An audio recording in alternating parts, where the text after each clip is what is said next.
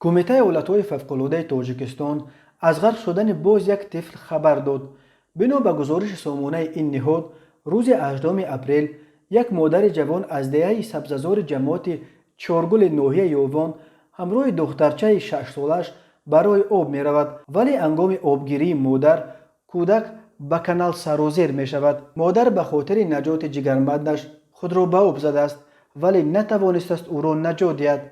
خود این زن را یک خواننده صنف 11 مکتب رقم 52 از آب بیرون کشیده نجات داده است، ولی جسد کودک جوانمرگ او را تنها بعد یک روز جستجو ساعت 8 صبح 19 اپریل 500 متر پایین‌تر از جای حادثه پیدا کردند و به خویشاوندانش سپردند. از اول سال جاری در کول و دریا و کانال‌های تاجیکستان الکی دست کم 17 نفر از جمله 5 کودک غرق شدند. این هم در حالی که موسم آببازی هنوز آغاز نیافته است. سال گذشته در آبهای جمهوری 107 نفر از جمله 33 نابالغ از 4 تا 17 ساله جان خود را از دست دادند. کمیته ایالت‌های فوق‌العاده تاجیکستان هفته گذشته خبر داده بود که دو دختر خردسال 5 و 4 ساله از یک خانواده ساکن دهه شباده جماعت اسنبای نوی رودکی در دریای کوفرنیان غرق شدند. این دو کودک نیمه دوم روز 14 اپریل تخمینا ساعت 15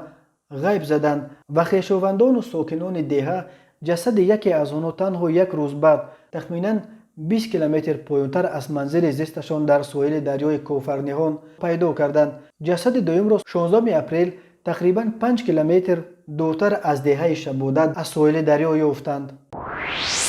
یک جوان 18 ساله ساکن جماعت خسته‌ورز ناحیه غفوروف با اتهام سوءقصد به آدمکشی بازداشت شده است. وزارت کارهای داخله گفت شام 18 اپریل تخمینا ساعت 23 یک مرد 32 ساله ساکن خسته‌ورز در داخل ماشینش تمغه اوپل زفیره با این جوان جنجال کرده با کارد خوجگی به قسم ران چپش یک ضربه زده است. سپس جوان 18 ساله به مرد در افتاده کارد را از دست او کشیده گرفته است و 12 مرتبه به اعضای بدنش زده است. تفتیشات باید اکنون معلوم کند که این جوان تا کدام اندازه از حد حمایت از خود عبور کرده است.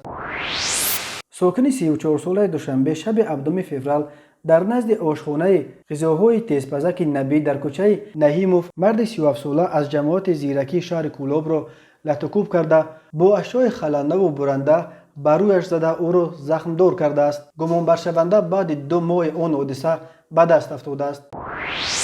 ساکن 31 ساله پایتخت ساعت 2 شب 14 اپریل به یک زن 25 ساله در نزد خانه‌اش در نوحه شامنصور حمله کرده با زورآوری تلفن طبقه سامسونگ G2 و مقدار پولش را غارت کرده از جای حادثه غیب زده است. غارتگر